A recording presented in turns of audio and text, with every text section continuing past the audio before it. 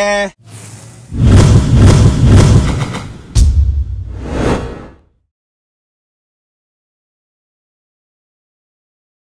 What up, guys? It's Matt Flex for all Ogus. It's freaking like August 12th or 13th today. I'm not even sure. Let me double check. It's like August 12th. Since we're looking at my body and you're probably admiring, let me just show the current condition. Had my competition like July 30th, so it's been almost 2 weeks.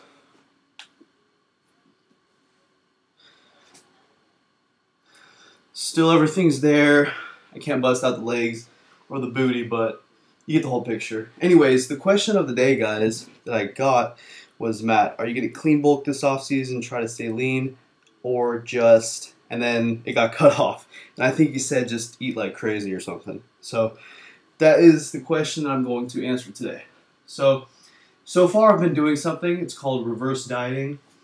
It's very important for people who do bodybuilding competitions to reverse diet, to keep themselves from basically throwing on so much fat that it's unproportional compared to the amount of fat that you can gain when you're, 3 months off from doing a competition. So the time right after a competition is when your body's at this like low metabolic rate.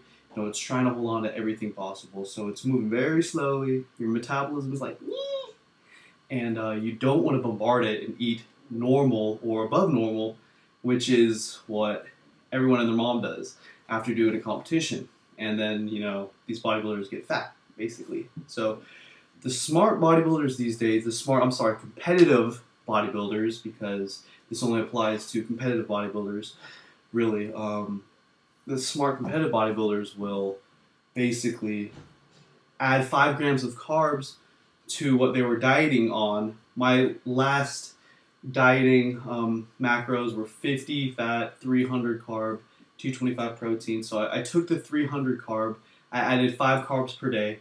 I kept 1 carb up day per week, and I actually might make it 2. And I'm supposed to have it at 500 grams carbs, but shh, don't tell the coach I'm doing 600. I think I did the first one 500, the second one 600. And I think today I'm doing 600 too, so don't tell my coach. But I am still counting all the macronutrients, all that good stuff.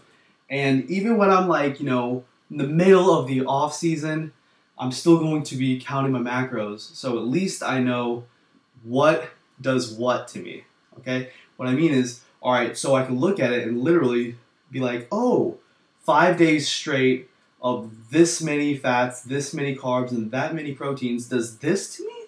Oh, okay. And it's kind of like I'm becoming a scientist, and I'm studying and learning about my own body. Each person's body is different, and it's like a whole new science for each person's body.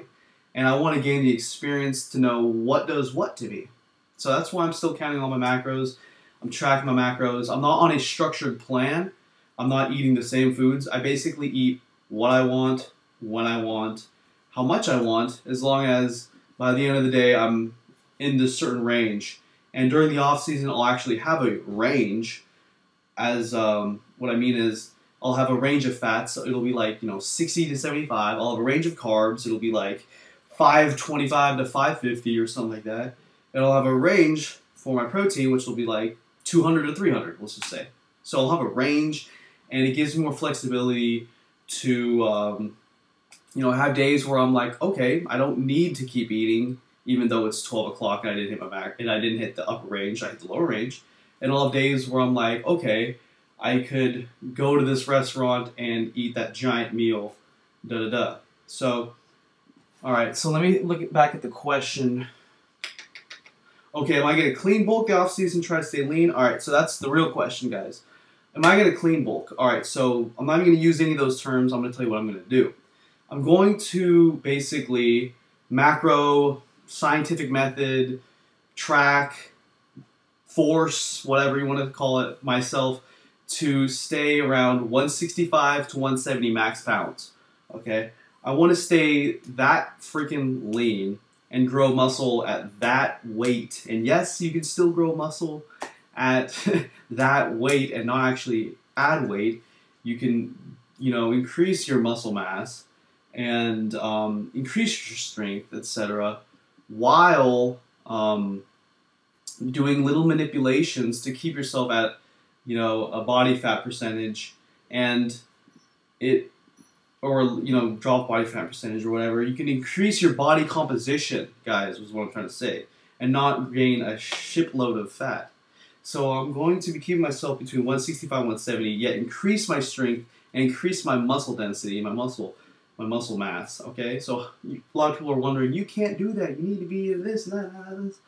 Well, yeah, whatever, you know what I mean? But basically what's going to happen is I'm not going to put on, you know, like 5 pounds of muscle.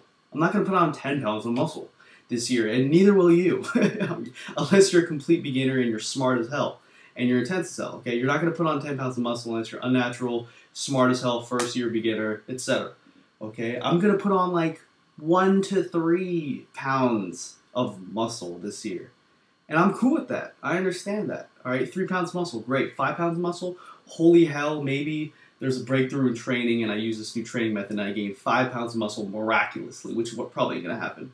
Okay, so 1 to 3 pounds of muscle I'll probably put on, whatever, it don't matter. But I want to stay lean. I want to stay about 10 to 15 pounds away from my competition weight, which we are probably going to set at 155 pounds for 2012.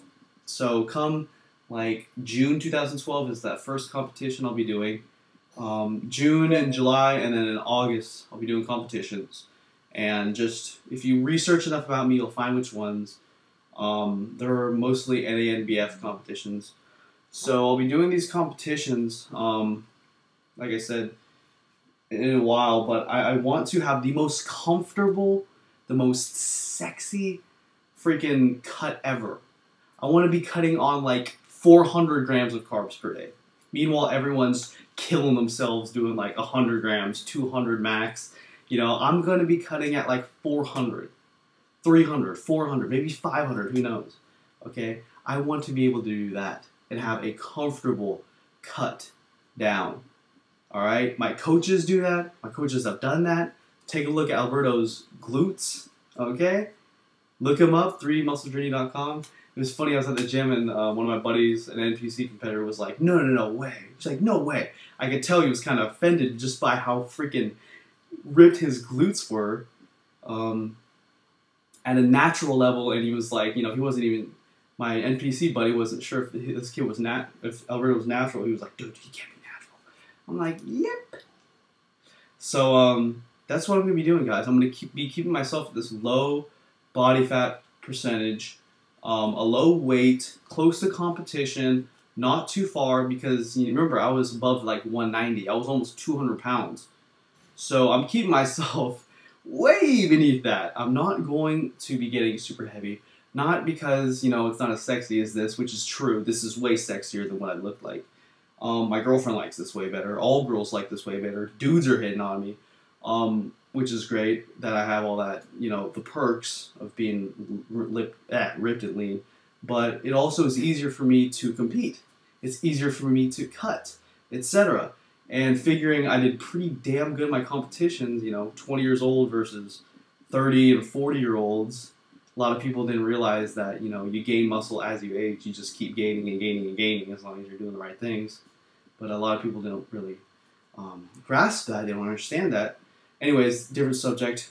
Guys, I'm going to keep myself lean, get strong as hell. I'm going to make these new crazy strength goals, like triple deadlift, triple squat, double bench, all that crap, and I'll be introducing that in more videos. So, thank you guys, and question of the freaking day.